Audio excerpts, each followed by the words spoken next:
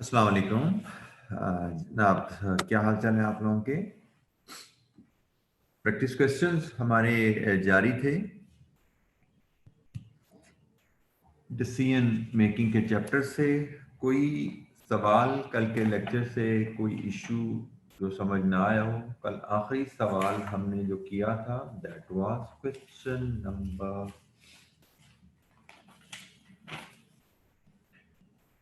7।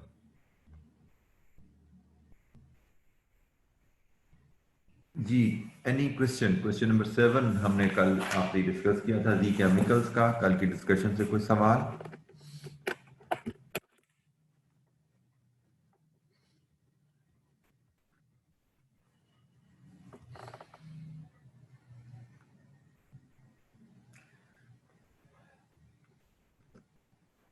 अच्छा, decision making पे discussion continue करते हैं।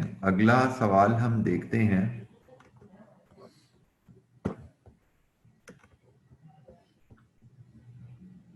That is question number 8। Alpha limited, autumn 14 question 5। Part A जिसका डिस्क्रिप्टिव है, what are the non financial consideration relevant to make or buy decision. इस पे शायद हमने ये पहले भी किसी क्वेश्चन में इसका का पार्ट आया था कि other factor should be considered while making an outsourcing decision. ये इलस्ट्रेशन में एक सवाल आया था। तो नॉन फाइनेंशियल फैक्टर्स में आप यही देखते हैं कि भैया आप जब आउटसोर्स, उसके कुछ फायदे भी हैं, कुछ उसके नुकसानात भी हैं। 3 नंबर हैं तो 4-5 पॉइंट अगर बुलेट्स आइडेंटिफाई कर रहे हैं, इसमें आइडेंटिफाई करने की बात है। व्हाट आर, तो इसका मतलब आइडेंटिफिकेशन ही है। तो बुलेट्स ही लिखनी है तो बुलेट शायद आपको फिर 6 लिखनी पड़ेगी। 6 लिखनी है तो आप इसमें फिर एडवांटेजेस और डिसएडवांटेजेस बना देंगे। तो इसका आंसर वेल आपका अवेलेबल है, वो आप पढ़ लीजिएगा। हम इसका पार्ट बी पे बात करते हैं। Prepare a product wise production and import production advice plan to of production and import to maximize the company's profitability। कितना प्रोडक्ट करें, इंपोर्ट प्रोडक्शन करें, कितनी इंपोर्ट करें। तो ये मुझे लगता है limiting factor with make or bye है। इन हाउस प्रोडक्शन भी है और इंपोर्ट मतलब बाय में इंपोर्ट की ऑप्शन है। Limiting factor with make or bye का सवाल लग रहा है। तो जनाब पढ़ते हैं इस सवाल को। Alpha limited manufactures and sells products A, B, and C. Manufactures and sells products A, B, C. In view of the limited production capacity, AL is meeting the demand for its products partly through imports. The following information has been extracted from the budget for the next year. Budget for the next year है जी। Machine hours which will be used in production, ABC में कितने our इस्तेमाल होने वाले हैं। Cell क्या होगी हर product की, जिसमें से प्रोडक्शन और इंपोर्ट क्या होने वाली है। सेल्स रुपीज इन मिलियन में कितनी आएगी। Cost of production material labour variable overhead और फिक्स्ड ओवरहेड में क्या है। And cost of import of finish goods क्या है। मतलब ए आपने बनाना है तो ए के रिलेटेड प्रोडक्शन कॉस्ट क्या है, वो भी गिवन है आपको। और ए आपने इंपोर्ट करना है तो उसकी कॉस्ट क्या है। और ये टोटल कॉस्ट है, पर यूनिट नहीं है, ठीक है, ख्याल करना है। ये 30,000 की कॉस्ट है और ये 12,000 की कॉस्ट है। क्वेश्चन को पढ़ते हुए हमें चीजों को अच्छे अंदाज में समझना होता है। AL is working at 100% capacity. AL believes that it can obtain substantial quantities discount from foreign suppliers if it increases the imports volumes. Each product is supplied by a different supplier. After intense negotiation, the supplier have offered discount of 15, 10 and 12 for product A, B, C respectively.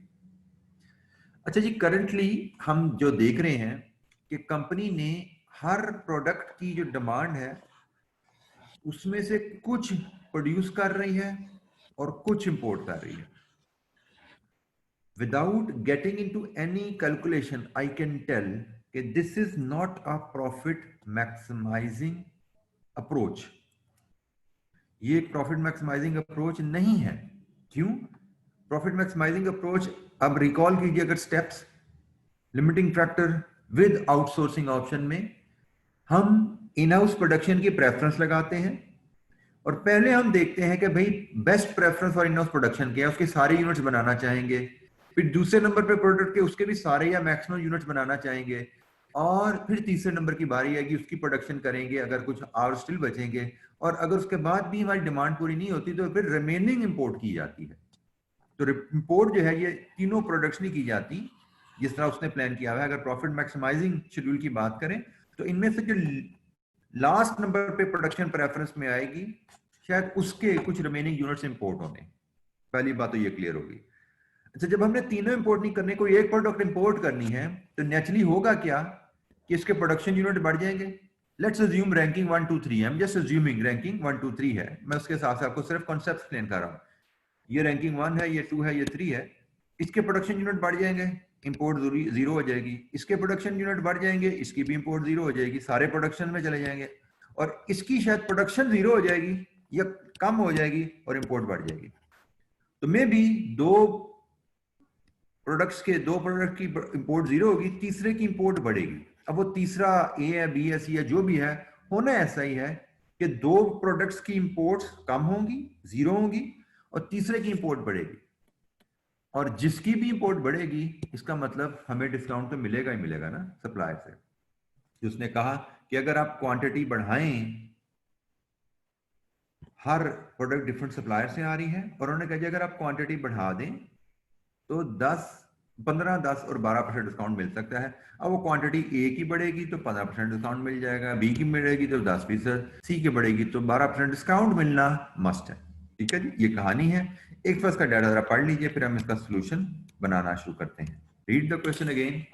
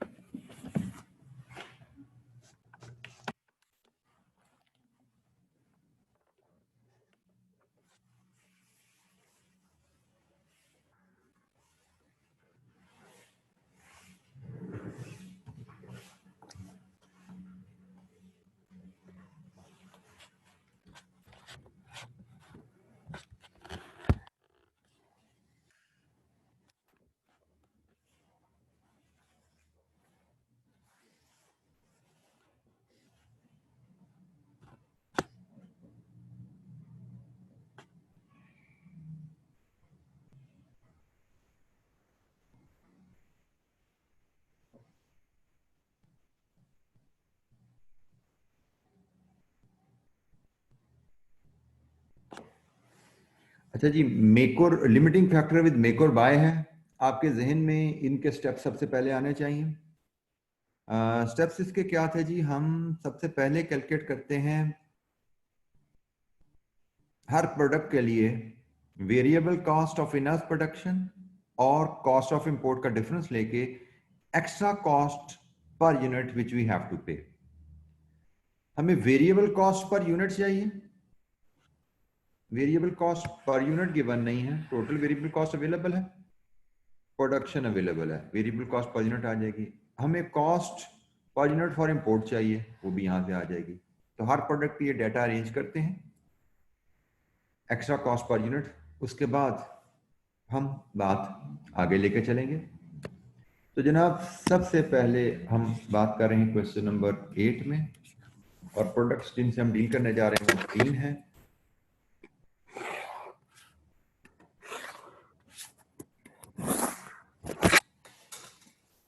A B सी।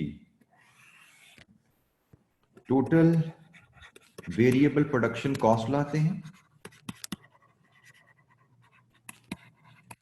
तो मैं summarise वे में present कर दूंगा, और इसको मैं divide कर दूंगा बजटेड प्रोडक्शन से।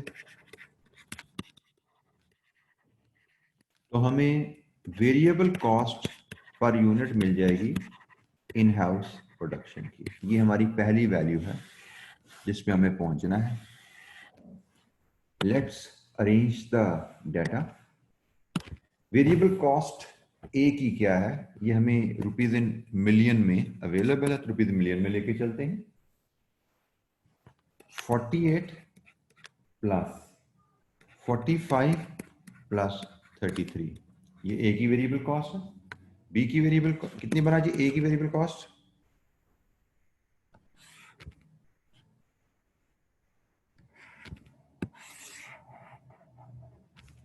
126.00 रुपीज इन मिलियन और 2 डेसिमल तक जाते हैं। बी की वेरिएबल कॉस्ट 31.25 प्लस 40 प्लस 25 कितनी बनी जी बी की वेरिएबल कॉस्ट 96.25। सी की वेरिएबल कॉस्ट 40.50 प्लस 56.25 प्लस 29.25 कितनी बनी जी बी की वेरिएबल कॉस्ट, सॉरी सी की वेरिएबल कॉस्ट, ये भी 126 बनी। बजटेड प्रोडक्शन क्वेश्चन में रेडीली अवेलेबल है जी, ये प्रोडक्शन की फिगर अवेलेबल है 30,000, 25,000, 22,500। ये जनाब बजट प्रोडक्शन यूनिट्स में है 30,000, 25,000, 22,500। अब चूंकि कॉस्ट पर यूनिट में जा रहे हैं तो इसको अब आप रुपीज में ले आइएगा, ठीक है। रुपीज इन मिलियन थे, यूनिट से डिवाइड कीजिए।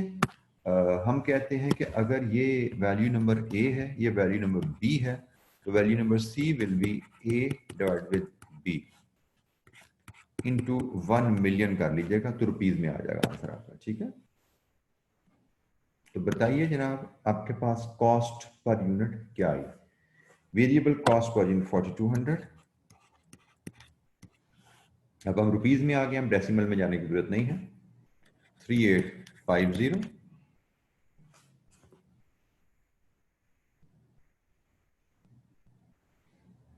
सी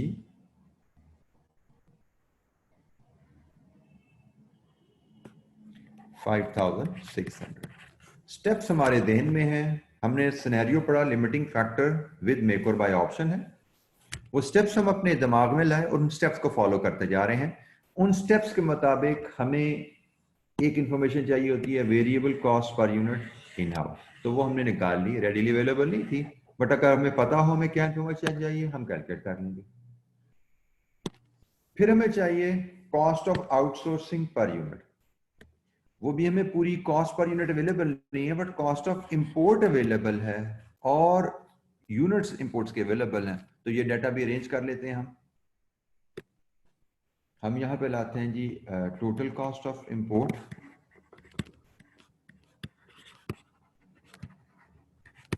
और डिवाइड कर देंगे इसको बजटेड इंपोर्ट से,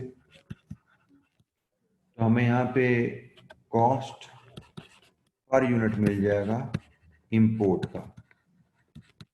उसी अंदाज में ये रुपीज इन मिलियन में फिगर है, ये आपकी यूनिट्स में फिगर आएगी और यहाँ पे फिर दोबारा रुपीज में हम आ जाएंगे।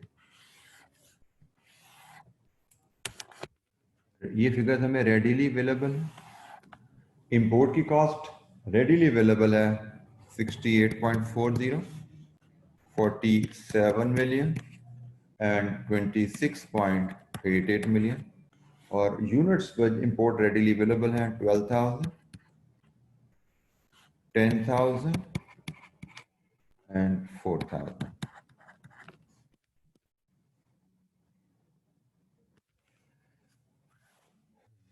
एब्सोल्युटली राइट, डिस्काउंट भी करना है जी, एब्सोल्युटली राइट। हमें कॉस्ट ऑफ इंपोर्ट तो बजट है, हमें डिस्काउंट भी ऑफर कर रहा हो रहा है, तो माय मिस्टेक। ये चले हम इसको कैसे करते हैं, मैंने अब आपको देखा ना ये गलती होगी मुझसे, मैंने वो क्या समझाया हुआ है कि एक एक लाइन छोड़ के लिखा करें। अब ये लाइन अगर मैंने छोड़ी भी है तो ये हम लिख देते हैं, इसके आगे मैं लिख देता हूं दिस इज करंट, और ये हम लिख देते हैं net of discount. Net of discount क्या है 15, 10 और 12%, 15%, 10% और 12% रिस्पेक्टिवली कर लेंगे अगर हम, तो हमें पता लग जाएगा जनाब 15% डिस्काउंट का मतलब 68.4 को 0.85 से मल्टीप्लाई करें, 68.4 को 0.85 से मल्टीप्लाई करें तो इट इज, बेटा अभी नेट ऑफ डिस्काउंट हम कर रहे हैं, चलें हम यहाँ पे 15% नहीं करना तो पर यूनिट निकाल के 15% कर लेंगे, जहां पे भी आप करना चाहें कर सकते हैं, पर यहाँ पे कर लें तो ये 58.4 14 है, ये 0.9 से मल्टीप्लाई करेंगे 47 इंटू 0.9, दिस इज 42.30, 26.88 को 0.88 से मल्टीप्लाई करना है आपने, 26.88 को 0.88 से 12% डिस्काउंट है, कितना बना 23.65। लीजिए रुपीज इन मिलियन से अब आपने नीचे आना है, तो अगर ये वैल्यू डी है, this is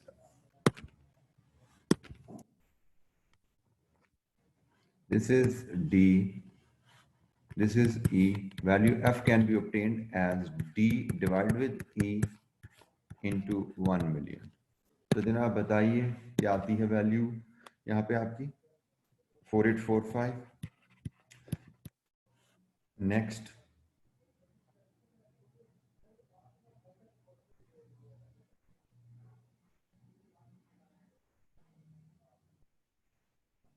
four two 30। Next 5912। अच्छा जी, हमारे पास आ गई जी cost of import per unit. हमें दो चीजें चाहिए होती हैं लिमिटिंग फैक्टर में तो वाई में, कि आप वेरिएबल कॉस्ट पर यूनिट और cost per unit in outsourcing.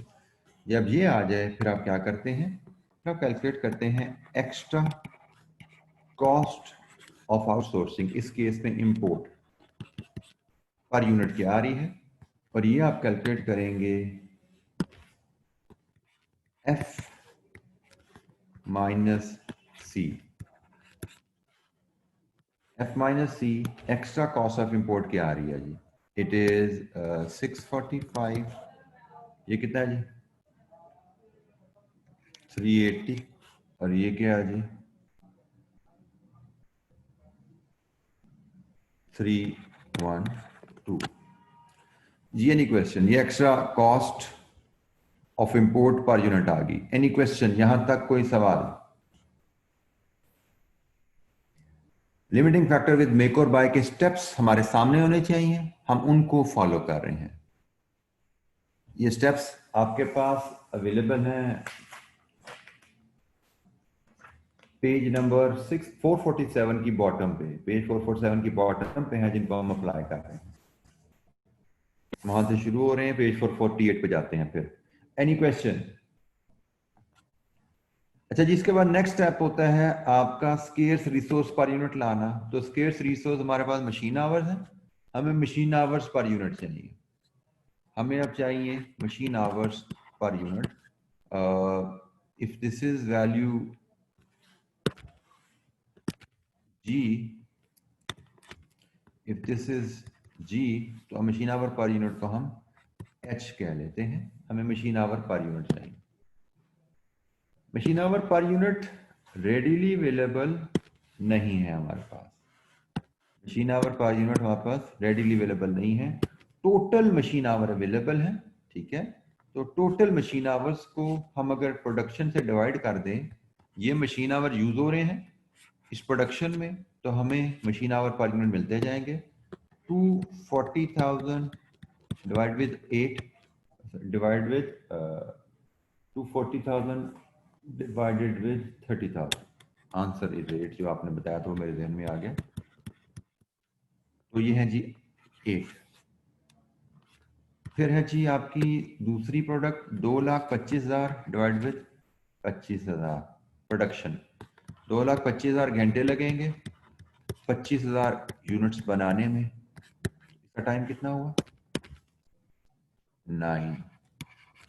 और आखिरी product 2,70,000 divide with 22,500, 2,70,000 divide with 22,500, ये बने जी 12। तो पेज 448 पे जो स्टेप्स लिखे हुए हैं उनको हम अप्लाई करते हुए चल रहे हैं। यहाँ पे हम फिर डिटरमिन कर लेते हैं G को H से डिवाइड करते हैं, तो हमें extra cost per machine hour मिलेगी। Extra cost per machine hour. क्या आ रही है जी extra cost machine per machine hour, ये भी रुपीज में आएगी 645/8। 645/8। जो स्टेप्स हमने पढ़े हुए हैं उन्हीं स्टेप्स को हम अप्लाई कर रहे हैं बेटा। यही चीज आपने सीखनी है। 80.63, 2 डेसिमल तक काम करना काफी है। 80.63। नेक्स्ट 42.22। नेक्स्ट 26 पॉइंट, 2 डेसिमल तक बता दीजिए। 26.16। 312/12 26.16। अब हम प्रोडक्शन प्रेफरेंस की लगाते हैं। प्रोडक्शन रेफरेंस लगाते हैं। हाईएस्ट वैल्यू इज रैंक 1,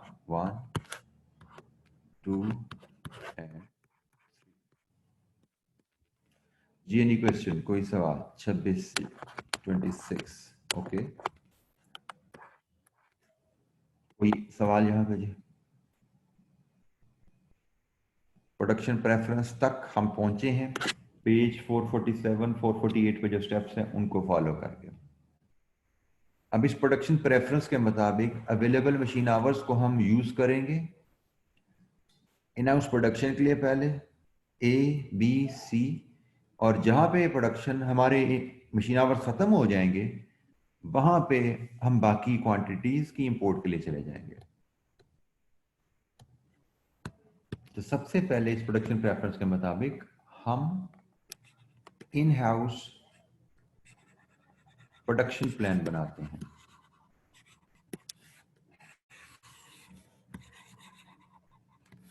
इसके लिए हम बात शुरू करेंगे अवेलेबल मशीन आवर्स से। अवेलेबल मशीन आवर्स कितने हैं उसके लिए तीनों को आपको सम करना पड़ेगा। तीनों का आप सम करके टोटल मशीन आवर्स की बात हो रही है। तो जनाब 240,000 plus 225,000 plus 270,000, total machine hours available हमारे पास 735,000 है। अब इसकी हम यूटिलाइजेशन की बात करते हैं इन द ऑर्डर ऑफ प्रेफरेंस। सबसे पहले हमने कहा जी हमें ए बनाना है और ए की डिमांड है टोटल 42,000, तो हम सबका सब खुद बनाना चाहेंगे। अब हम इम्पोर्ट पे नहीं जा रहे क्योंकि ये हमारी प्रोडक्शन प्रेफरेंस में सबसे पहले है। 42,000 यूनिट बनाना चाहेंगे और 8 मशीन आवर्स पर यूनिट के हिसाब से इस पर कितना टाइम लग जाएगा जी? ए पे कितना टाइम लग गया? 42,000 इंटू 8 इट इज 336,000। 336,000 बना लिया जी हमने। बाकी कितना बचा टाइम? 399,000। इसके बाद बारी आएगी जी बी की। बी की टोटल डिमांड है 35,000 और उस पर टाइम पर यूनिट कितना लग रहा था? 35,000 इंटू 9, ये भी सारा बन जाएगा जी। 35,000 units into 9 machine hour per unit, कितना बना जी? 315। इस पर लग गया टाइम। बाकी बचा टाइम आपका 84,000।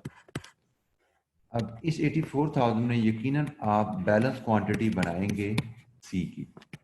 सी की बैलेंस क्वांटिटी आप बनाएंगे जो कि होगी 84,000 machine hours divided with machine hour per unit इसका था 12। बताइए कितने बैलेंसिंग यूनिट बने सी के? सी के आपने बैलेंसिंग यूनिट बनाए हैं 7,000 यूनिट्स। ये जी आपका प्रोडक्शन प्लान हो गया। और अब आप जाएंगे इंपोर्ट प्लान के ऊपर। इंपोर्ट प्लान में आपके पास सिर्फ सी बचा है और उसकी बैलेंसिंग क्वांटिटी आपने इंपोर्ट करनी है। सी की टोटल डिमांड आपकी थी 26,500। 26,500 में से 7,000 हमने इन हाउस बना लिया, तो इंपोर्ट कितना करना है? 19,500 यूनिट्स। लीजिए जी आपका production and import plan is ready. यही हमारी रिक्वायरमेंट थी। Production plan A B and C, import plan C 20,500। This was our requirement. अब सवाल बेशक उसने थोड़ा सा डिफरेंट कर दिया, उसने इंपोर्ट का जिक्र डाल दिया, उसने डिस्काउंट का जिक्र डाल दिया, लोकल बाय की जगह इंपोर्ट कर दिया, करंट प्लान इंपोर्ट का दे दिया है, लेकिन सब कुछ के बावजूद हमने किया क्या? हमने बेसिक स्टेप्स जो पढ़े हुए थे उनको अप्लाई किया। और यही अप्रोच होती है बेटा कि क्वेश्चन का सिनेरियो समझो कि भाई किस सिनेरियो से सवाल है, उस सिनेरियो के बेसिक स्टेप्स लाओ और उनको अप्लाई करना शुरू कर दो। This is the approach we should be follow. जी एनी क्वेश्चन, कोई सवाल?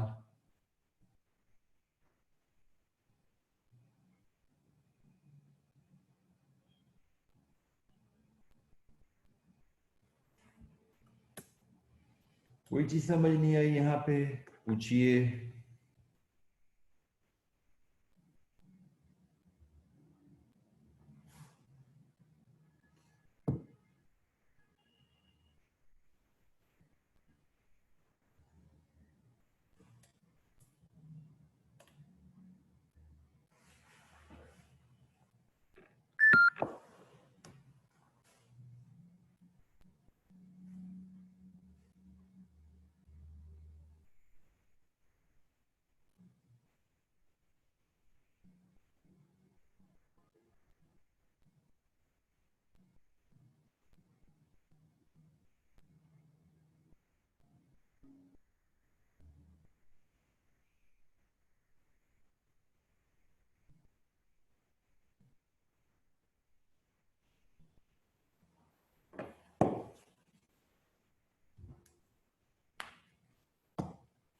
कोई सवाल जी?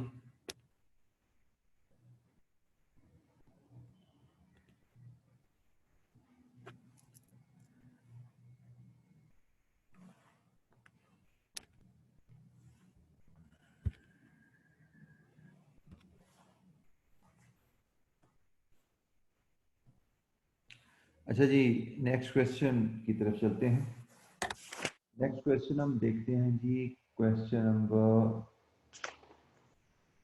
10।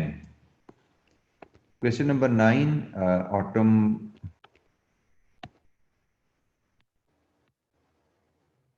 स्प्रिंग 16 का है। ये सिंपल रेलेवेंट कॉस्टिंग का क्वेश्चन है। बिड प्राइस 20% मार्जिन के साथ based on relevant costing. We have done enough practice of this, तो इसको ये आपकी असाइनमेंट में रहेगा सवाल। हम क्वेश्चन नंबर 10 पे मूव करते हैं।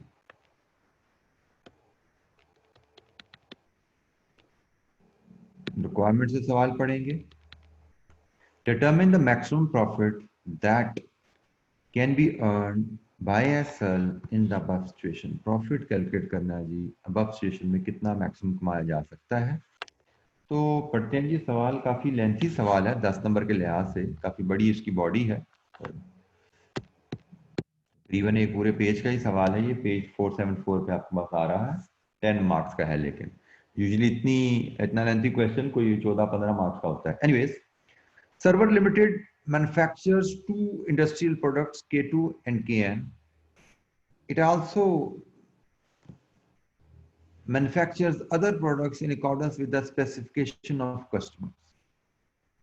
SL's products require specialized skill labor. Maximum labor hours available with the company are 300,000 per month. Maximum available labor hour, यहाँ से लिमिटिंग फैक्टर का हिंट मिल रहा है जी हमें। आगे चलते हैं। Following information has been extracted from SL's budget. Budget से इंफॉर्मेशन निकाली K2 K9 दो प्रोडक्ट्स के बारे में। प्राइस क्या है? डायरेक्ट मटेरियल, डायरेक्ट लेबर 300 रुपए पर आवर के हिसाब से, variable production overhead based on labour hours and applied fixed overhead, उसने वर्ड यूज कर लिया बेस्ड ऑन, ये भी लेबर आवर पे अप्लाई हुए हैं, अब्जॉर्ब हुए हैं। मंथली डिमांड K2 की और K9 की क्या है? आगे चलते हैं। An overseas customer has offered to purchase 3,000 units of customized industrial product A1. दो प्रोडक्ट बना रहे हैं, तीसरी प्रोडक्ट A1 आ गई at a price of 35,000 each. The duration of contract would be 1 month. एक महीने का कॉन्ट्रैक्ट है। The cost department has ascertained the following facts in respect of the contracts. इस कॉन्ट्रैक्ट के बारे में क्या हमारे पास अवेलेबल है? एक्सट्रैक्ट्स, क्या इंफॉर्मेशन है जी कॉन्ट्रैक्ट के बारे में? Each unit of A1 would require 3 units of raw material B1 and 2 units of raw material C3. B1 is available in the local market as 2500 रुपए per unit. However, required quantity of C3 is not available in the local market and would be imported from Sri Lanka at a landed cost of 2.4 million. Required quantity C3 जितना भी चाहिए 2.4 million में सारा आ जाएगा. B1 की per unit cost दी है और C3 की टोटल कॉस्ट उसने हमें बता दी है. अच्छा जी, आगे चलते हैं. Each unit of A1 would require 35 labor hours. और आगे चलते हैं जी. Specialised machinery would be hired for 5 days. 5 दिन के लिए मशीनरी भी लेनी पड़ेगी जी. However, due to certain production scheduling issues, it is difficult for SL to exactly predict when the machine would be required. As a result of negotiation, SL has received the following offers. 5 total 1 महीने का order है. सुन लीजिए, total 1 महीने का order है. Machinery आपको 5 दिन के लिए चाहिए, लेकिन 1 महीने में कौन से 5 दिन है ये नहीं पता. शेड्यूलिंग इश्यूज हैं. Difficult to determine when the machine would be required. बस 30 दिनों में से 5 दिन चाहिए. कौन से 5 दिन ये नहीं पता. उसने कहा जी इसलिए डिफरेंट सप्लायर से बात हुई है. 2 सप्लायर्स ने हमें ऑफर किया. एक कहता है जी 0.9 मिलियन पूरे महीने का किराया है. If accepted, SL would be able to sublet the machine at 20,000 per day.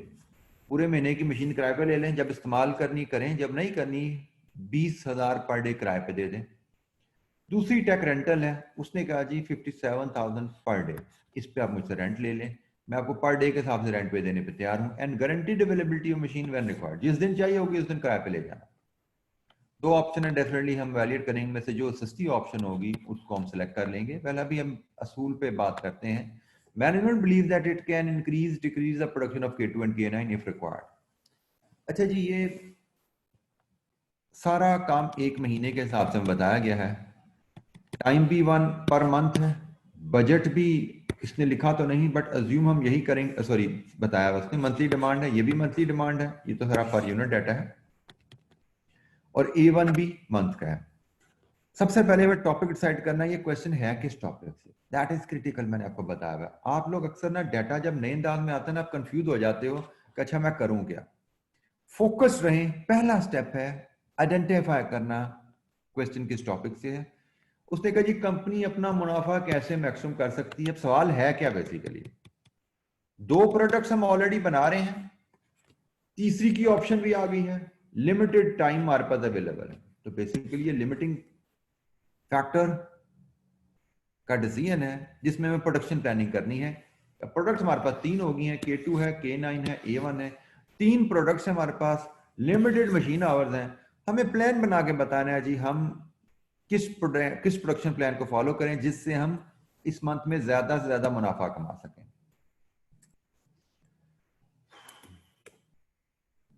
Ji voice का इशू सबके पास आ रहा है क्या? No no. Thank you.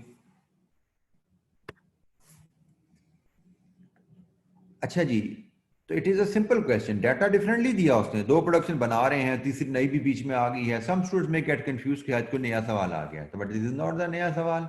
Simple सवाल है कि भाई 3 प्रोडक्ट्स आपके पास बनाने की ऑप्शन अवेलेबल है. प्रॉफिट कैसे मैक्सिमम किया जा सकता है जबकि मशीन आवर लिमिटेड है. तो प्रॉफिट मैक्सिमाइजिंग प्रोडक्शन प्लान बनाना है हमें. प्रॉफिट मैक्सिमाइजिंग प्रोडक्शन प्लान हमें बनाना है. जी एमन आप क्या कहना चाह रही हैं? मुझे समझ नहीं आई. आप सवाल कर रही हैं या मुझे बता रही हैं?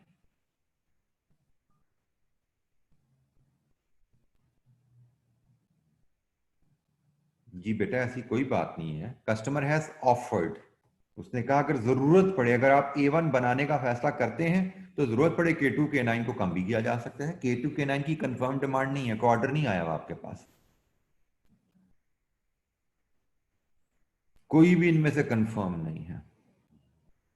इसीलिए कहा जाता है कि it is very important, very critical कि क्वेश्चन को ध्यान से पढ़ लीजिए. अगर आपने ध्यान से पढ़ा होगा तो सही डायरेक्शन में चल पड़ेंगे.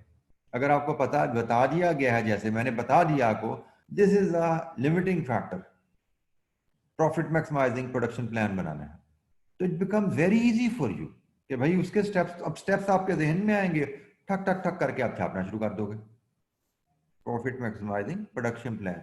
तो प्रॉफिट मैक्सिमाइजिंग प्रोडक्शन क्या हमने सीखा था, तो मैं स्टेप्स अगर रिकॉल करूं, step number 1 contribution per unit for each product, step number 2 machine hour per unit, step number 3 contribution per machine hour, step number 4 ranking. Ranking करेंगे, highest contribution per machine hour will be ranked first, और उस ranking के मुताबिक आखिरी step में हम production plan बना लें। ठीक हो गया। तो अब हमें कंट्रीब्यूशन पर यूनिट पे जाना है। चलें जी, कंट्रीब्यूशन पर यूनिट पे चलते हैं। तो 3 प्रोडक्ट्स के हिसाब से हम वर्किंग बनाएंगे। हम क्वेश्चन नंबर 10 की बात करें। 3 products K2, K9 and A1।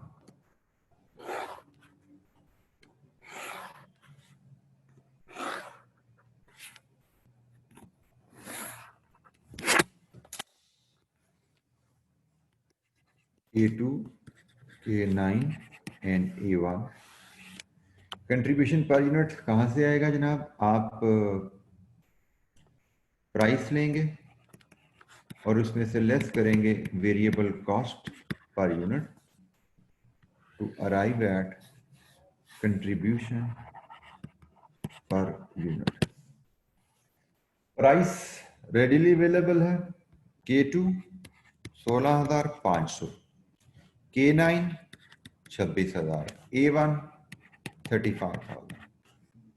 Variable cost readily available नहीं है, बट हम सिंपल कैलकुलेशन से इसको ला सकते हैं। K2 6,000 प्लस 4,500 प्लस 1875, क्या बनी जी K2 की वेरिएबल कॉस्ट? K2 की वेरिएबल कॉस्ट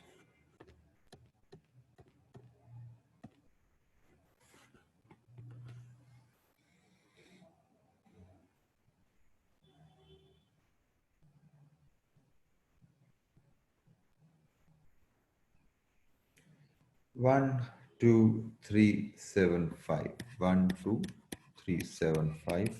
K9 की वेरिएबल कॉस्ट अवेलेबल है जी हमें 8,000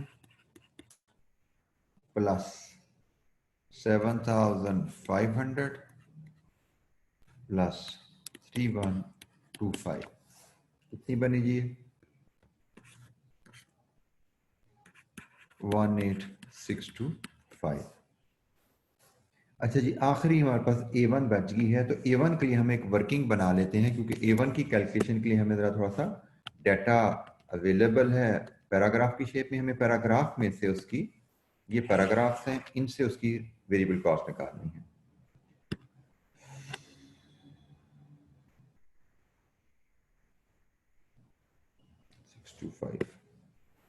अच्छा जी, वर्किंग 1 बनाते हैं जी। नहीं जी, वर्किंग 1 बना लेते हैं।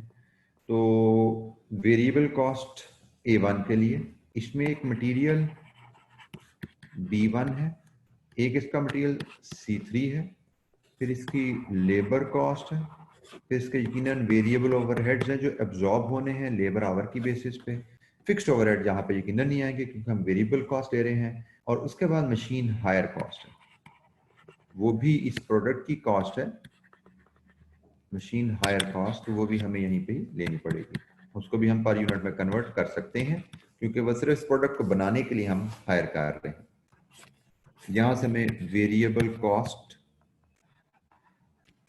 पर यूनिट मिल जाएगी। अच्छा जी, सबसे पहले B1, उसने कहा जी B1 के 3 यूनिट्स लिखते हैं, 2500 पर यूनिट के हिसाब से मिलते हैं जी। एक A1 बनाने में 3 B1 2500 पर यूनिट के हिसाब से 7,500 का B1 लग गया। C3, उसने C3 का जी जितनी क्वांटिटी चाहिए वो 2.4 में मिल जाएगी। मतलब 2.4 मिलियन में हमें टोटल, हमने कितने यूनिट्स के लिए मटेरियल मंगवाना है? 3,000 के लिए। तो C3 की cost per unit is ₹2.4 million divide with 3,000 units. क्योंकि 2.4 मिलियन में हम 3,000 यूनिट्स का रॉ मटेरियल मंगवाएंगे ना, तो पर यूनिट रॉ मटेरियल कितना हुआ? 800।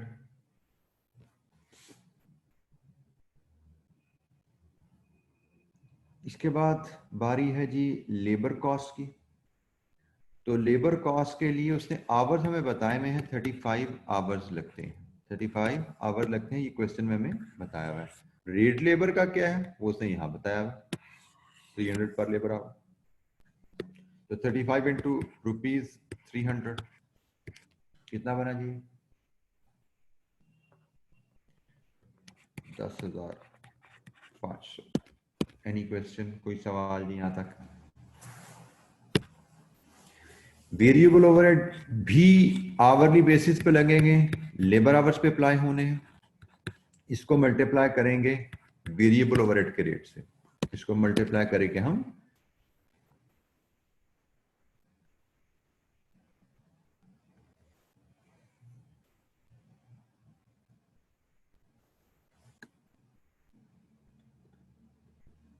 बेटा दानिश जरा C3 का डाटा पढ़ लीजिए, उसके बाद फिर बात कीजिएगा।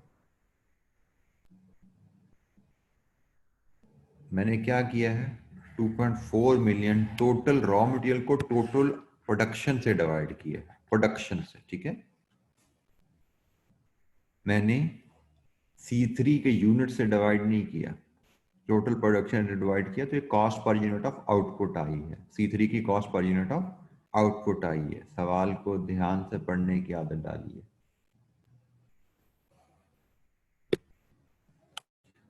अच्छा जी, हमें अब वेरिएबल ओवरहेड का रेट चाहिए। लेबर का रेट तो अवेलेबल था, बट वेरिएबल ओवरहेड का रेट अवेलेबल नहीं है। वेरिएबल ओवरहेड की कॉस्ट अवेलेबल है, तो कॉस्ट को हम अगर लेबर आवर से डिवाइड करें, कॉस्ट को अगर हम लेबर आवर से डिवाइड करें तो रेट आ जाएगा। तो लेबर आवर्स कितने हैं वो यहां से निकलते हैं, लेबर आवर निकलते हैं यहां से, तो जो कीजिएगा वेरिएबल ओवरहेड की कॉस्ट को लेबर आवर से डिवाइड करेंगे तो रेट आएगा। वेरिएबल ओवरहेड की कॉस्ट है आपकी 1875, इसको डिवाइड कर दें आप रेट से, सॉरी, इसको डिवाइड करें आप आवर्स से तो रेट आ जाएगा। और आवर्स हैं जी आपके 4500 डिवाइडेड विथ 300।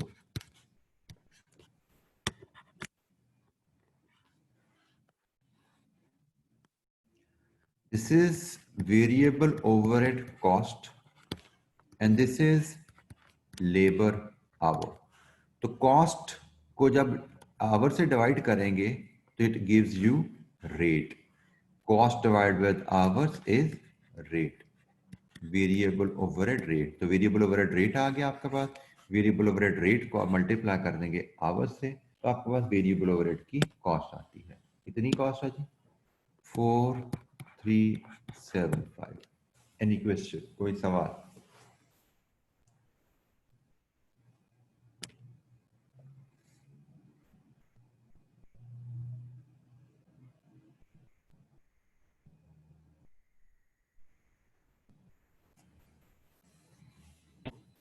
अच्छा जी, लास्ट आइटम मशीन की आ गई है। मशीन हम दो ऑप्शन से ले सकते हैं, तो दोनों की कॉस्ट हम निकाल लेते हैं। पर यूनिट ऑफ आउटपुट हमें क्या पड़ी, यहाँ से पर यूनिट ऑफ आउटपुट क्या है, यहाँ से पर यूनिट ऑफ आउटपुट क्या है। जहाँ पे सस्ती है उसको हम सेलेक्ट करेंगे। तो इसके लिए हम वर्किंग 1.1 करते हैं। हमारे पास machine higher cost per unit हम बना लेते हैं। एक ऑप्शन में बनती है जी 9 लाख पर मंथ किराया है, और 20,000 पर डे के हिसाब से 25 दिन आप किराए पे दे देंगे, तो आपकी नेट कॉस्ट क्या आई? इसको 3,000 से डिवाइड कर दें, एक यहाँ पे कॉस्ट पर यूनिट आ रही है। दूसरी ऑप्शन है 57,000 इंटू 5 डिवाइड विद 3,000, 5 दिन के लिए किराए पे लें। तो बताइए जनाब, इन दोनों में से जो चीपर ऑप्शन होगी हम उसको सिलेक्ट करेंगे। ऑप्शन नंबर 1 में कॉस्ट पर यूनिट क्या आ रही है? Cost per unit of output, option number 1,333.33। दूसरी ऑप्शन में,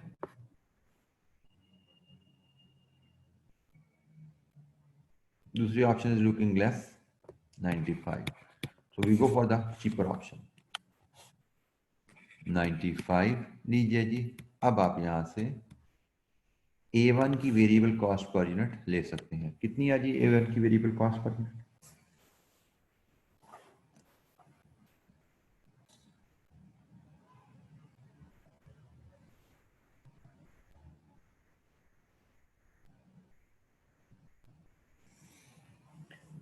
to 3270।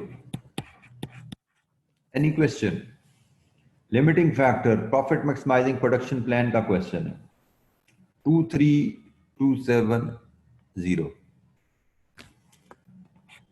23270। Let's proceed further. Contribution per unit आ गया।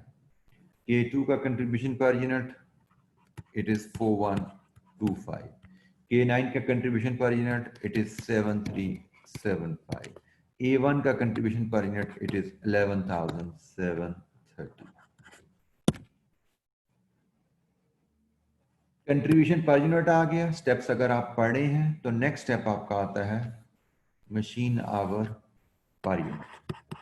लिमिटिंग फैक्टर मशीन आवर है, मशीन आवर पर यूनिट लाएंगे और वहां से फिर हम if this is value A, this is value B, A divide with B करके हम कंट्रीब्यूशन पर मशीन आवर लेंगे और उसके मुताबिक फिर हम प्रोडक्शन रेफरेंस लेंगे।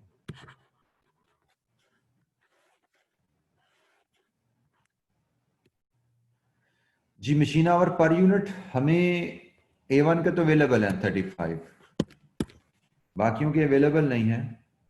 Machine our sorry it's labour our, my mistake, it's labour hours. बिल्कुल ठीक है जी, मेरी गलती है। इसको हम ये लेबर आवर्स है और यहाँ पे भी लेबर आवर्स है।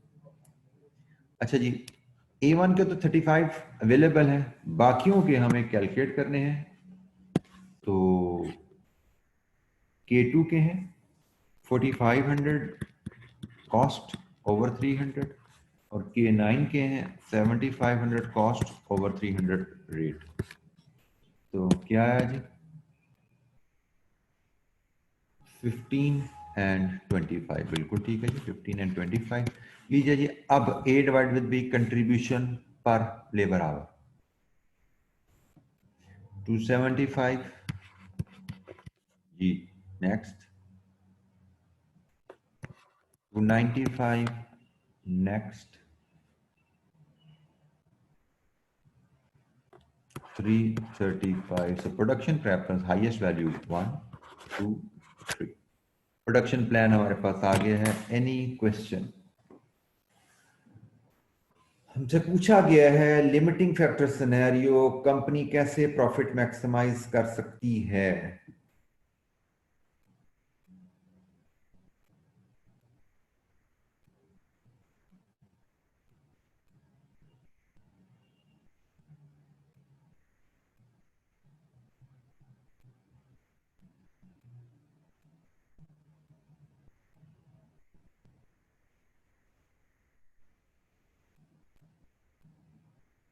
जी एनी क्वेश्चन? प्रेफरेंस हमारे पास आ गई है। Now we can prepare production plan in the order of preference.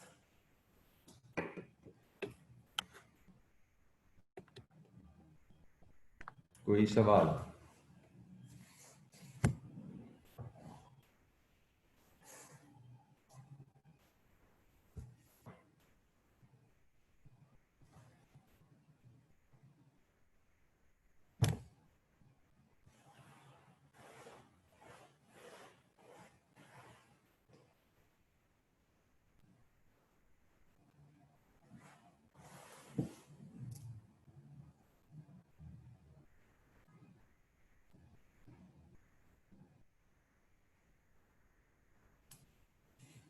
अच्छा जी प्रोडक्शन प्लान की तरफ आ जाएं तो 300,000 लेबर आवर्स हैं, उसका प्रोडक्शन प्लान बनाना है।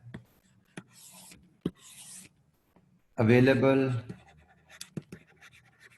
लेबर आवर्स 300,000 है।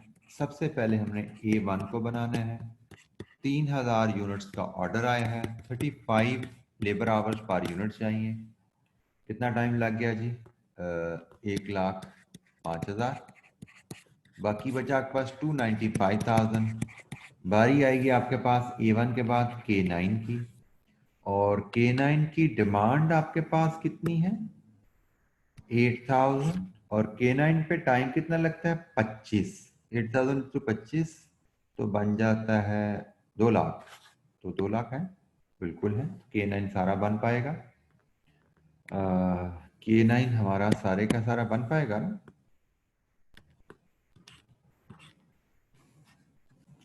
8,000 यूनिट्स नहीं बनता, सॉरी, मेरा हिसाब तक गलत हो गया जी। बैलेंसिंग बनना है जी, K9 बैलेंसिंग बनना है, वो होगा जी 195,000।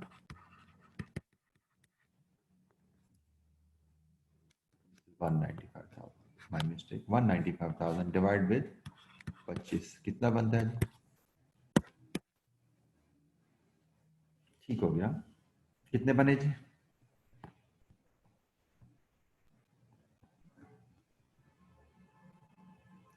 7,800 यूनिट्स। ये हमारा प्रोडक्शन प्लान जो हम बना सकते हैं प्रॉफिट मैक्सिमाइजिंग। हमें A1 के बनाने हैं,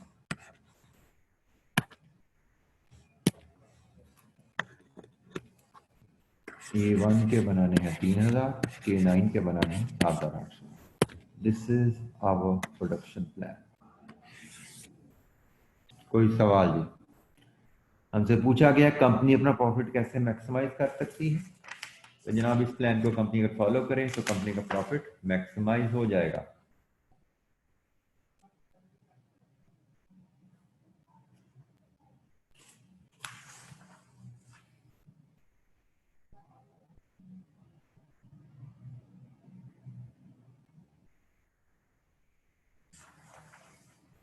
एनी क्वेश्चन? कोई सवाल, कोई चीज समझ नहीं आई, पूछिए।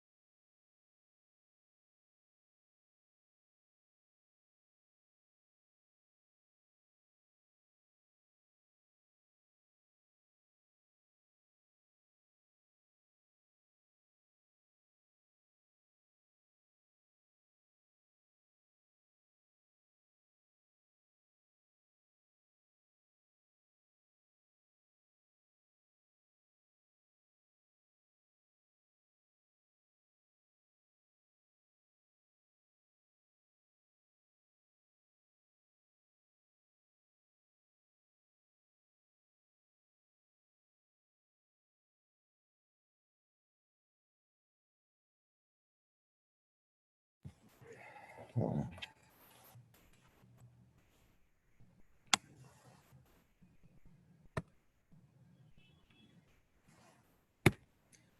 अगर हमारी रैंकिंग जय ना होती, ये अगर वाले सवाल बेटा मैं कब से बताता आ रहा हूं कि जरा ना किया करें, ठीक है। जो सामने चीज आ रही है उस पे बात करें, इसमें क्या इशू है इस पे बात करें। अगर वाले सवालों को फिलहाल आप छोड़िए जी। एनी क्वेश्चन, कोई सवाल यहाँ पे?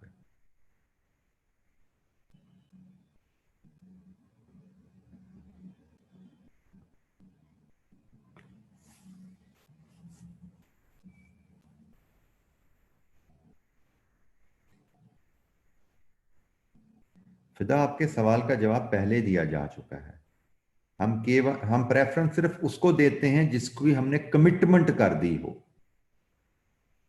जैसे पहले एक सवाल आया था, हमने देखा था, उसने कहा जी कंपनी ऑलरेडी कमिट कर चुकी है, ऑर्डर कंफर्म कर चुकी है। अगर तो कमिटमेंट हो चुकी है, ऑर्डर कंफर्म हो चुका है, सिर्फ तभी प्रेफरेंस है, otherwise there is no preference. उसने हमसे कहा जी प्रॉफिट मैक्सिमाइज करना है, क्या करे कंपनी? तो प्रॉफिट मैक्सिमाइज करने के लिए कंपनी क्या करे? वो तो हमें पता है, स्टेप्स को फॉलो करना है हमें जी।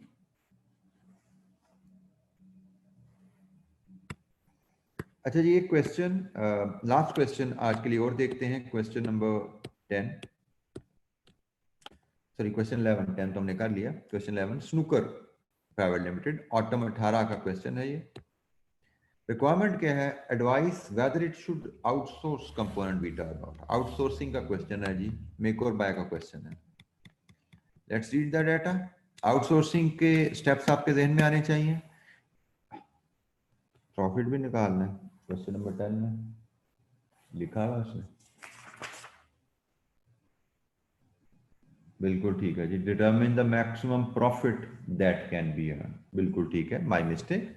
प्रॉफिट भी हमें निकालना है। अच्छा, ये ना एक मेरी एक आदत मैं आप लोगों से शेयर करता होता था, मैं इस सेशन में शायद ज़्यादा बोला नहीं।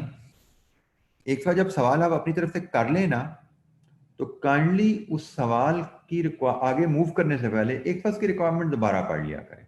एक बार उसकी रिक्वायरमेंट दोबारा पढ़ लिया करें कि भाई हमसे कोई, हमने हर पार्ट को एड्रेस कर दिया। जैसे यहाँ पे बिल्कुल तलहा ने सही पॉइंट आउट किया, उसने लिखा हुआ है रिक्वायरमेंट हमारी थी डिटरमिन द मैक्सिमम प्रॉफिट। हमने प्रॉफिट तो नहीं बताया बेटा, हमने तो प्रॉफिट मैक्सिमाइजिंग प्लान बना दिया। तो हमें पीएनएल भी बनाना है, और वो PNL will be very simple.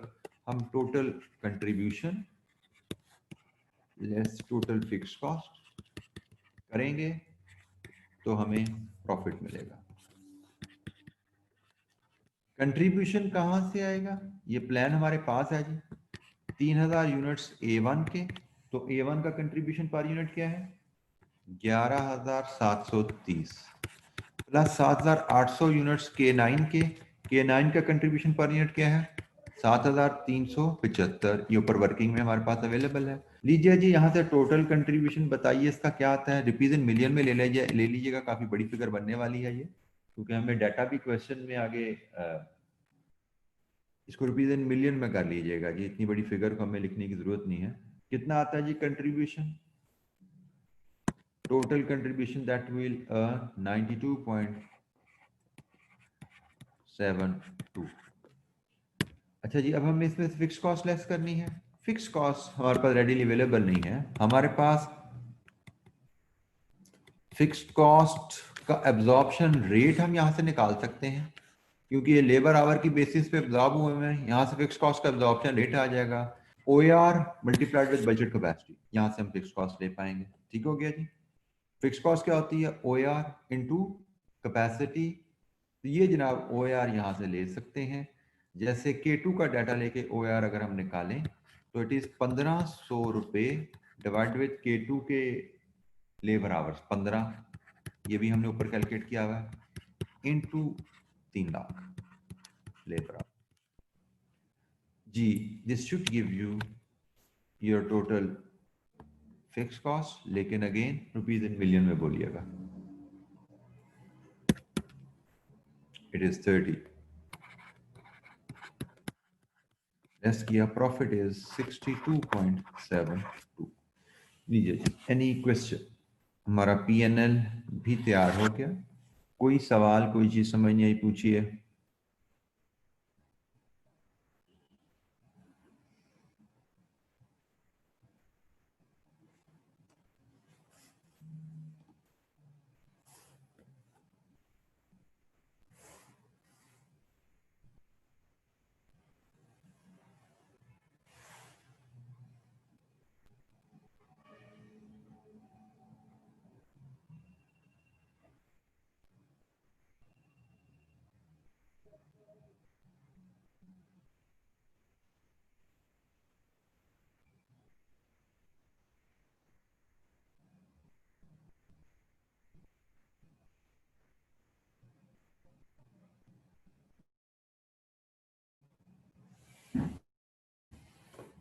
अच्छा जी, क्वेश्चन नंबर 11 पे हम जा रहे थे, उसकी बात करते हैं। क्वेश्चन नंबर 11 पे आइए जरा।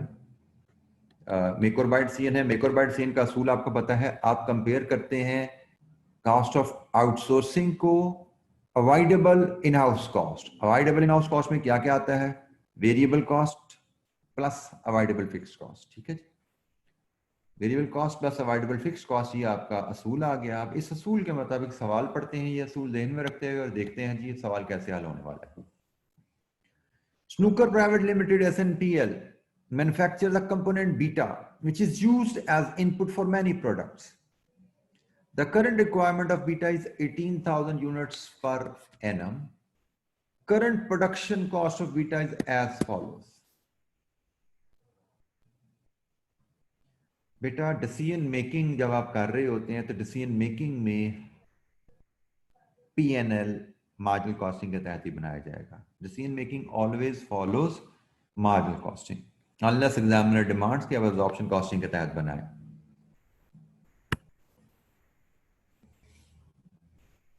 द करंट रिक्वायरमेंट हमें इसने बता दिया जी बीटा की 18,000। The current production cost of the beta is as follows.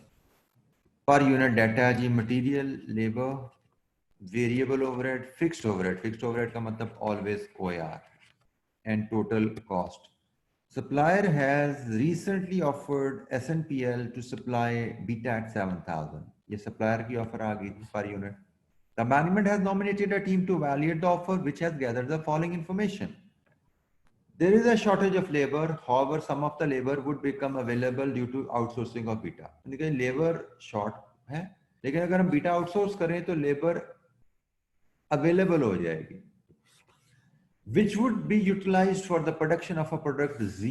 The estimated selling price of Z is 5,800 per unit, whereas the production cost would be as follows. Direct material 2600, labour Z में 20% ज्यादा लगेगी beta के मुकाबले में। Estimated variable manufacturing overhead would be 480 per unit.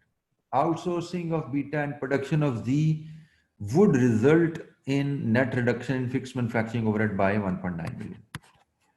अच्छा जी, अब हम एक तो लकीर के फकीर हैं, अगर हम चलें लकीर के फकीर के हिसाब से देखें तो हमने क्या सीखा कि भाई कॉस्ट ऑफ आउटसोर्सिंग एक चीज होगी, ये हमारी कॉस्ट है, और फिर सेविंग इन हाउस की आएगी एक। इन हाउस सेविंग में हमने अभी क्या पढ़ा हुआ है कि भाई दो आइटम आती हैं, एक वेरिएबल कॉस्ट और एक अवॉइडेबल फिक्स कॉस्ट। ये तो असूल है,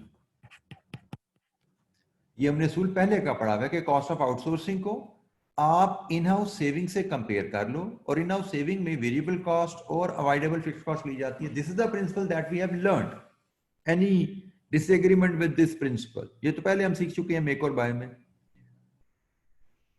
लेकिन इसका अगर हम सिर्फ इस प्रिंसिपल को लेकर चलें तो ये लकीर के फकीर वाली बात है। और मैंने कहा कि हमें लकीर का फकीर नहीं बनना, हर सवाल को ध्यान से पढ़ना है। जैसे इस सवाल में इस असूल के अलावा भी एक चीज आ गई, वो ये उसने कहा जब आप आउटसोर्स करेंगे तो आपका वाहिद फायदा यहां से कोई सेविंग है ये नहीं है, इसके अलावा भी एक फायदा आ रहा है। वो फायदा क्या है कि आप बीटा को आउटसोर्स करने के बाद जी बना के बेच पाएंगे।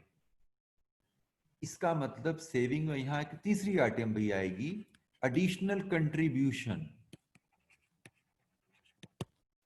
फ्रॉम जी। तो एक तो बेसिक असूल था जो हमने पहले पढ़ा हुआ था, और फिर एक क्वेश्चन में अगर कोई इसके अलावा कोई चीज आ जाती है तो उसको भी आपने कंसिडर करना होता है। तो ये जनाब आइटम था जिनको आपको कंपेयर करके फैसला करना है। 3 आइटम्स आपकी सेविंग की है, एक आइटम कॉस्ट की है, उसके बाद आपको फैसला करना है। ठीक है जी। Any question on the principal plan जो हमने अभी डिसाइड किया, डिस्कस किया। और ये सारी वर्किंग हम एनुअल बेसिस पे हम कर लेंगे क्योंकि इसने एनुअल डाटा हमें दिया हुआ है, तो हम एनुअल बेसिस पे ही इस वर्किंग को मैनेज कर लेते हैं। क्वेश्चन नंबर 11 हम पर यूनिट पे नहीं जाते, एनुअल पे चले जाते हैं, क्योंकि इसमें जी के यूनिट्स अलहदा हैं, बीटा के यूनिट्स अलहदा हैं, तो हमारे लिए पर यूनिट डाटा मैनेज करना थोड़ा मुश्किल ना हो जाए। तो हम क्या करते हैं, हम सेविंग फ्रॉम आउटसोर्सिंग उसकी लिस्ट बनाते हैं। Annual, let me write annual saving, उसमें वेरिएबल कॉस्ट आएगी, उसमें अवॉइडेबल फिक्स कॉस्ट आएगी, और यहां पे contribution from sale of G आएगा। और फिर हम लेंगे annual cost of outsourcing. Then will see what is net, is it cost और सेविंग, उसके मुताबिक हम फैसला देंगे आउटसोर्सिंग करनी कि नहीं करनी। अच्छा जी, इजी फिगर्स फर्स्ट। जैसे annual cost of outsourcing is simple, demand और आउटसोर्सिंग कॉस्ट 7000, ठीक हो गया। Demand 18000 units, outsourcing cost 7000। Figure काफी बड़ी बनने वाली है, रुपीज इन मिलियन में बता दीजिए, रुपीज इन मिलियन में बता दीजिए कितनी है जी ये value.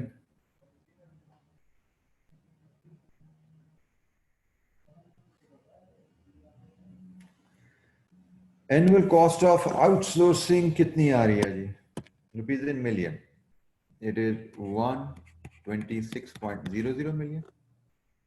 Avoidable fix cost readily available है 1.9 मिलियन।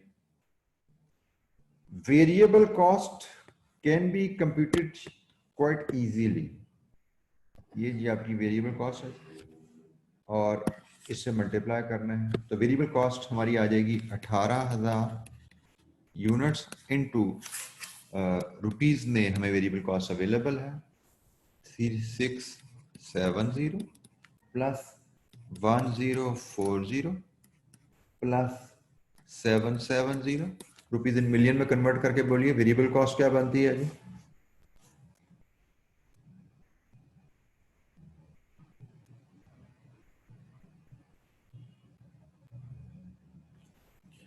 $98.64। अब हमारी एक हमें वर्किंग बनानी है जी के कंट्रीब्यूशन की और हमारा मामला हल हो जाएगा। अब देखिए मैंने क्या किया कि मैंने इजी वर्किंग पहले कर ली है। अब ये 9 नंबर का सवाल था, 9 में से 4-5 नंबर तो मैं ले चुका हूँ।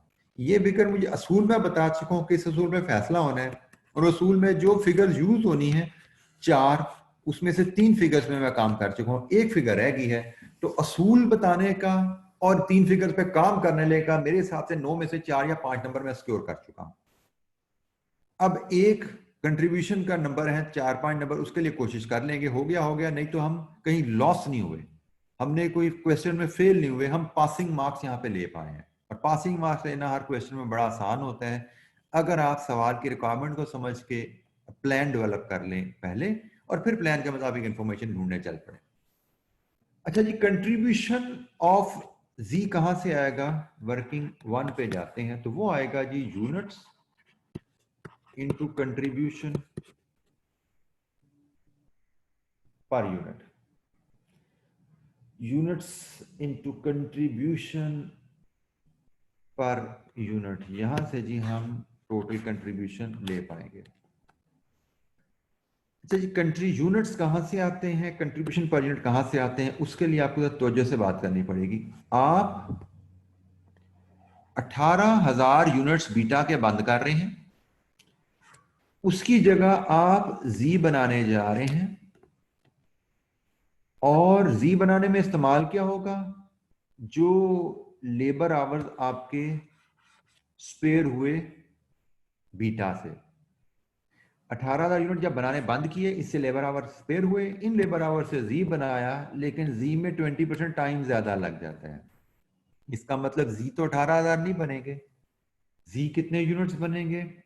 It is very simple to calculate. आप इसको यूनिटरी मेथड से देखना चाहें तो 18,000, अगर 18,000 हम अज्यूम कर लेते हैं just for the sake of simplicity, ये 1 आवर पर यूनिट है, 1 आवर पर यूनिट है। तो इसका मतलब 18,000 घंटे हमारे पास है। जी बनाने में कितना टाइम लगना है? 1.2 लेबर आवर। तो जनाब बता दीजिए यहां से आपको जी के कितने यूनिट्स बनेंगे? 15,000। हमें labour our per unit available नहीं है, लेकिन मैंने कैलकुलेशन के लिए अज्यूम किया कि अज्यूम कर लो एक लेबर आवर लगता है बीटा बनाने में। बीटा बनाने में एक लेबर आवर लगता है, इसका मतलब टोटल लेबर आवर हमारे पास इतने स्पेयर होने वाले हैं। तो जी बनाने में तो 20% ज्यादा टाइम लगेगा, 1.2 लगेंगे। तो इसका मतलब जी हम कितने यूनिट्स बना पाएंगे? ठीक हो गया। जी के हम कितने यूनिट्स बना पाएंगे वो हमारे पास आ गई बात। मैंने, जी बिल्कुल बेटा, वही 18,000 बटा 1.2 ही किया है मैंने, लेकिन मैंने आपको थोड़ा सा एक्सप्लेन करने के अंदाज में इसको लिख दिया।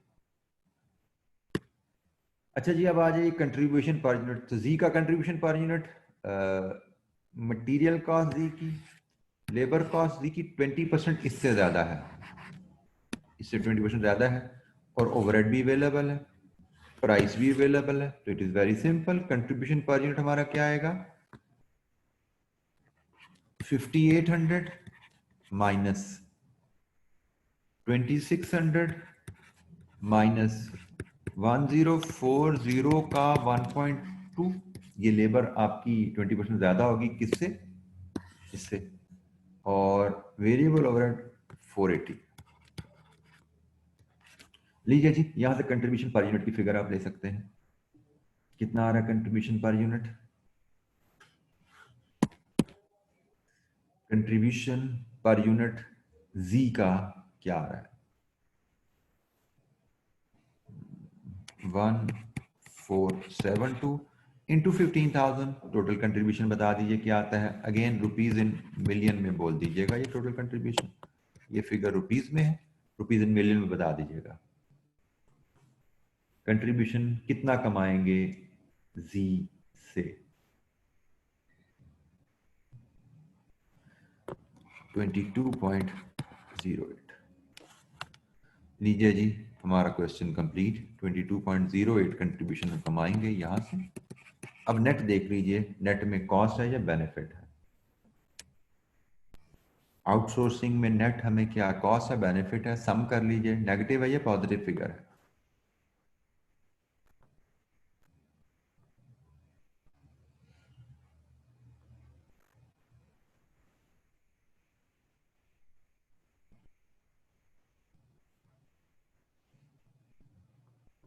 It is -3.38। इसका मतलब आउटसोर्सिंग में लॉस है, so company should not outsource. ये हमारी रिकमेंडेशन आ गई, डोंट आउटसोर्स, क्योंकि आउटसोर्सिंग में नुकसान आ रहा है। जी, एनी क्वेश्चन, कोई सवाल? आज के एजेंडे में 3 क्वेश्चन से हमने किए, कोई चीज समझ नहीं आई पूछिए।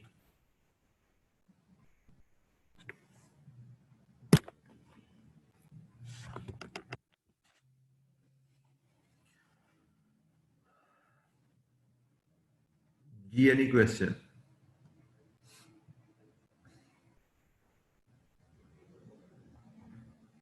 हमसे पूछा गया था एडवाइस द कंपनी, तो ऐसा हमने कहा जी SNPL should not outsource. Practice question पे हमारा भी ये सेशन दो सेशन मेरे ख्याल में भी और होंगे हमारे में भी, सैटरडे और मंडे। और मंडे से ही शायद हम फिर जो नेक्स्ट चैप्टर है लेबर कॉस्टिंग है, डिसीजन मेकिंग पे हमारी बात खत्म नहीं हुई।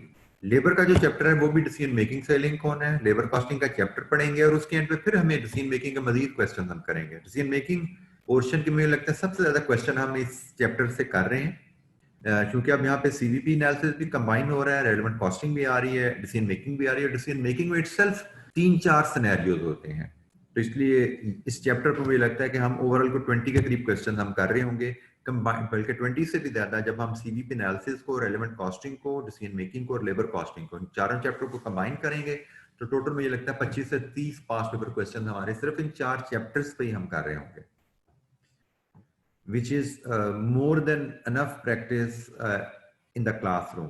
मतलब जो मैक्सिमम पॉसिबल हो सकती है, keeping in view the available time and the maintaining the reasonable pace, I try कि हम वो मैक्सिमम करें, इलस्ट्रेशन भी मैक्सिमम करें और प्रैक्टिस मैक्सिमम करें। लेकिन आई कीप ऑन एम्फसाइजिंग कि understanding of the basics is important question.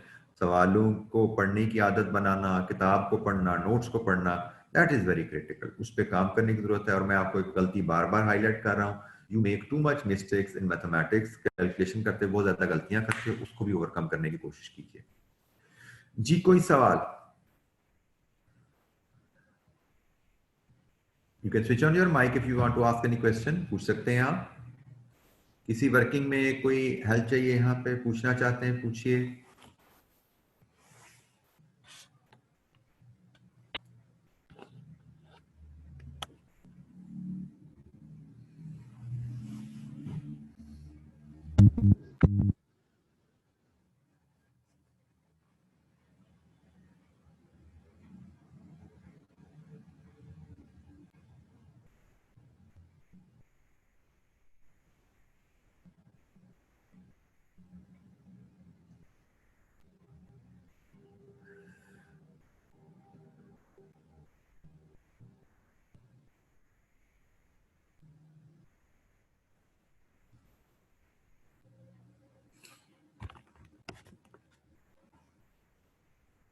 जी कोई सवाल, कोई इशू आज की डिस्कशन से?